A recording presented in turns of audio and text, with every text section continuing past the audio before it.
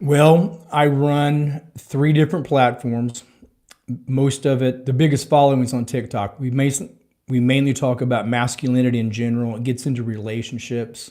I'm not a coach or anything like that. It just started off as trying to help men. There is a war on masculinity. Some people just see it as kind of a feminist narrative, whether you want to call it a war on masculinity or not. That developed into talking a lot about relationships and things of that nature. So, being my first live stream, I was going to start off with an intro. So, now that I have done, we'll talk about an intro. So, basically, I got on TikTok at the urge of some friends to start talking about the things that I talk about. And one thing led to another, and it's gotten into a lot of the relationship stuff. I have a YouTube channel. Well, I guess you call it a short clip channel. There's long form and short form videos on here. So the shorts obviously get a lot more views just because they're quick and easy, just like TikTok. They get more views than the long form, but that's what we're trying to get more into is the long form conversations. So we're going to start doing a podcast. We're going to do this live stream. If you look at my about page, you can find my link tree and the other social media links. So for the background, I was married for 22 years, been divorced for 2.5 years, Marine Corps veteran, father of 3, and started doing the social media thing at, like I said, at the behest of others around me. They said, Ray, you should get on social media. So I started to do that, and it took off pretty quickly, had some viral videos. It's been a lot of fun so far. And so the next step is a podcast, which I'm not doing technically a podcast yet, but here's a live stream. So my background is that being a Marine, being middle-aged, my age group, where I'm at generationally is I have straddled both the old and the new. So I'm a Gen X kind of guy. So I straddle the boomers, that's my parents, and I'm watching whatever the next generations come up.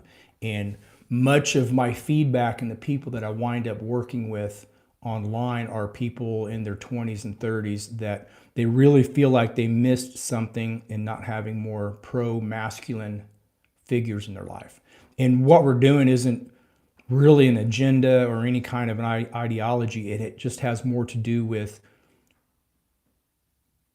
some people would say traditional masculinity. You might say conventional masculinity. Should a man be vulnerable? That's a pretty hot topic at times, which is news to me being an older person. So the conventional masculinity versus the new 2023 version that's supposed to be vulnerable. So that's a lot of what we get into. Excuse me. And then I never thought I would get into relationship stuff. There's a lot of people out there doing that. I don't care. But that's what some of it turned into, because when you're talking about masculinity and femininity, there's a lot of tension between the genders right now as far as relationships, marriage, dating.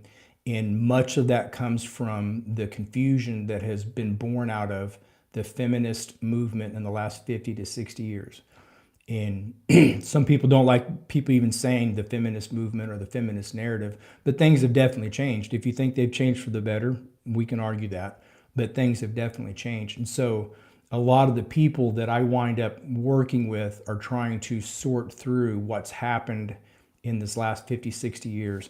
And some of the TikTok lives I've done, it's with other men that, let's say, they embrace the whole idea of the vulnerable masculine image. And that's one thing I was going to get into a little bit later, but it turned into a hot topic. Surprised to me. I didn't realize it was that big of a deal.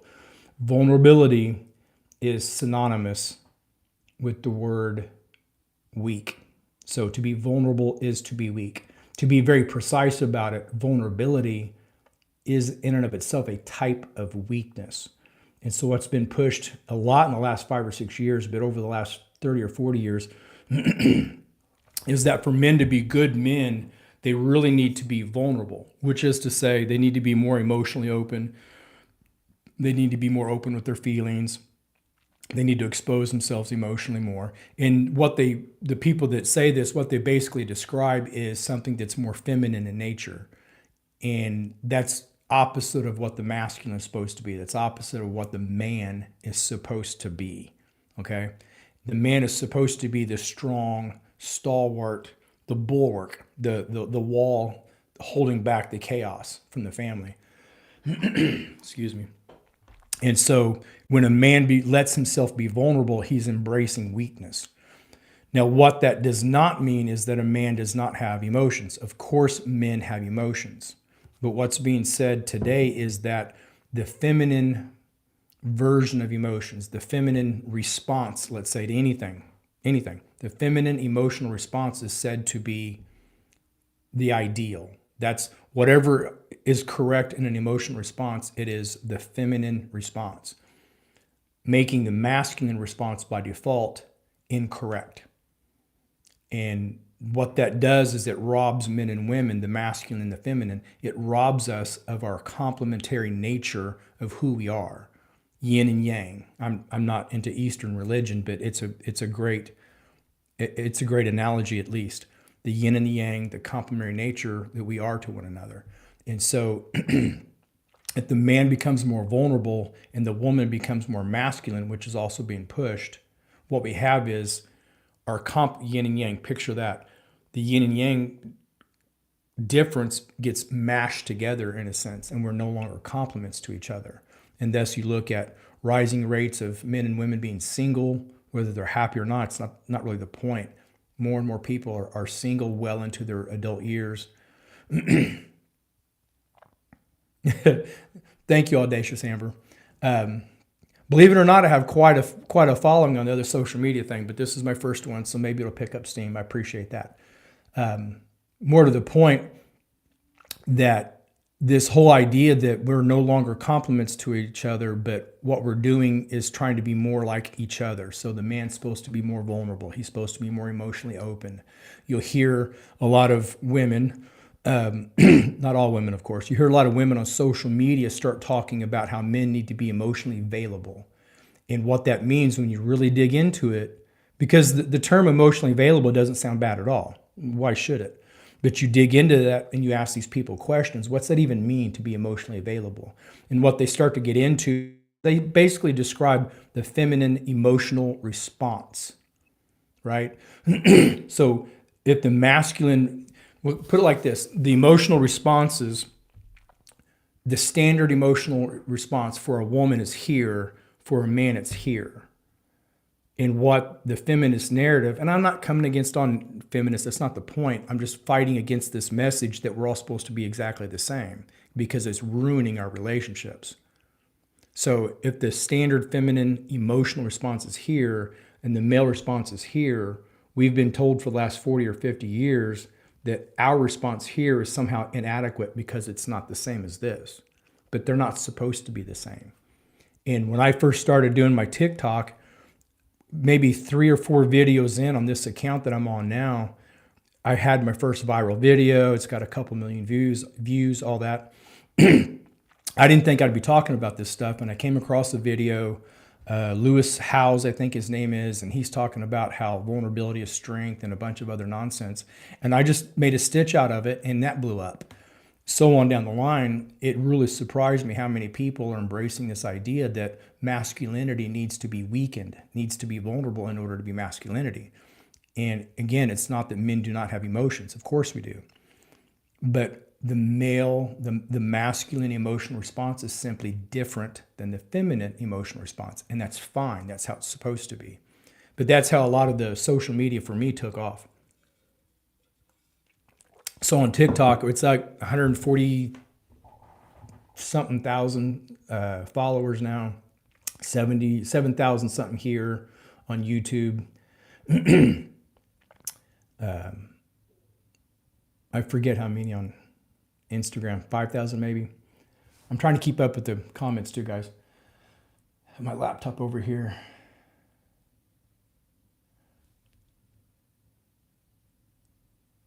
And when women say you need to be emotionally available, what you'll find, and this is with a lot of forms of communication, when somebody's trying to maybe not manipulate, but trying to persuade you, they're going to use vague language. Always beware of anybody that makes you feel something with their language, but they're not being precise with what they are saying. So if someone tells me that a man needs to be more emotionally available, how do I argue against that? Because the words emotionally available, there's nothing wrong with those words. And if I push back on it, then I have to explain why I think that's not true. And then we have to get in and so on and so on. So when anybody's ever trying to persuade you, to influence you, to manipulate you, and they give you a phrase that feels good and kind of sounds good, stop and think about it. What's that actually mean? I listened to I didn't clip it. I was watching a post on TikTok the other day, and again, I'm not trying to be mean, everybody's a little different, but as a very effeminate man with a channel trying to coach up men how to be men. All right. And he was getting into how leadership does not have to be tyrannical, controlling, and bullying. And the comment section was full of people supporting that. But he never actually said what leadership is. He just said what leadership isn't, and no argument there. Leadership is not tyrannical, controlling, or anything. Leadership is something totally different, but he never said what leadership is, right? So in a lot of this, we need to be cognizant of the fact that people have agendas, they always have, right? That's nothing new. But when people start to talk in language that sounds good and feels good, stop and ask yourself, what's that mean? And back to the original thing of being emotionally available. I'm emotionally available, but I'm not as emotionally available as a woman. And even excuse me, even among most men, I can be kind of cold by what I'm told by friends and family, but that doesn't mean I don't have emotions. I process them differently. So, and if I pause a little bit, I am trying to keep up with the comments, guys.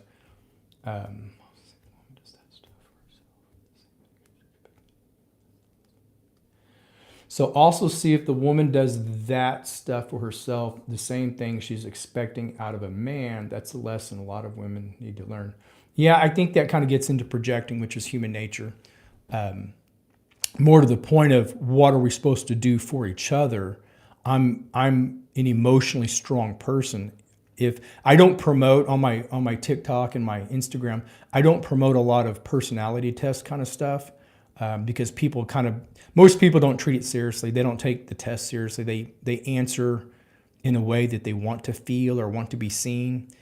But if somebody's genuinely interested and they're not given to lying to themselves, the Big Five personality test, that's also known as OCEAN, OCEAN is an acronym. But you get into that. Jordan Peterson has a good one on his website, and look up what it means to be neurotic. And so one of the more universal differences between men and women is neurotic. I guess it's what they call the trait level of neuroticism, right? So yeah, some people think I'm cold-hearted. I'm just very logical. It doesn't mean I'm not compassionate. So more to the point though of being neurotic, or that trait level of neuroticism, is across the bar. Men and women are just different. Women compared to men are far more neurotic than men are, but that's a necessary function. We're getting back to what's complements, right? So the female, historically speaking, throughout time, go back to the cave times, whatever, and the woman bears the burden of rearing the child, taking care of the child. A woman has to be, let's say she has to be a little bit more on guard. She has to have her antennae out. The radar has to be sharp. She's looking for threats and danger because she is physically weaker than the average man. She has the child to protect, or children to protect, and she's going to pick up on things quicker than a man does. Ask any woman who spots the creep faster. Men do not typically spot the creep. Because we don't feel creeped out. It's not a creep to us. Right? But most women can spot a creep really fast. And that's the kind of the thing that also leads into a woman being more neurotic. And being neurotic just means that they're a little more sensitive to negative emotions. Again, that's a necessary process of our biological nature. She's mom. She's taking care of the family. She's taking care of the home in a more primitive sense anyways. And thus, she has to be on guard. She's physically weaker and she has the children. That makes her more neurotic or more sensitive to negative emotions. A man is simply, if his testosterone is healthy and he's where he's supposed to be at, the man is simply not going to be, shouldn't be, that sensitive to negative emotions. That means we have different reactions. There's other things, obviously, that go into our emotions, but in a nutshell, that's why we're going to have different reactions, different emotional reactions to different situations. So, trying to keep up with some of this. Okay, well, I've been going for 20 minutes, and I appreciate the 3 to 4 people who've been on here the whole time. Dung is fun. Audacious Amber, I appreciate all that. I'm going to go ahead and jump off here because the thousands of people that follow me on my other accounts did not show up. But hey, this is a trial run. I was sometimes being a creep is determined by whether she finds him attractive. True. I'll stay on for that one. That's a good point. Look up Adam Carolla. He has a pretty good take on that. The handsome guy that everybody likes at work comes in and gives a female coworker a compliment. Hey, I can tell you've been going to the gym. And she's flattered. Thank you. And then the creepy nerd guy that nobody likes and he's socially awkward, he may not actually be a creep, but he comes in and says the exact same thing. Hey, I can tell you've been going to the gym. She calls HR to file a harassment claim, right?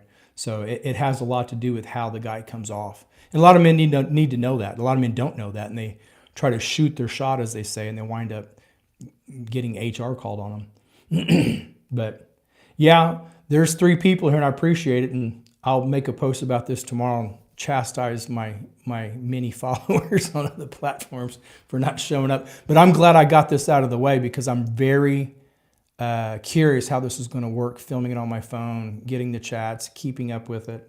So I'll just put this one under my belt for experience, and I will see everybody later. If any one of the 4 of you are a follower, I'll see you tomorrow on TikTok, IG, or here on YouTube Shorts. Thanks, guys. I'm out.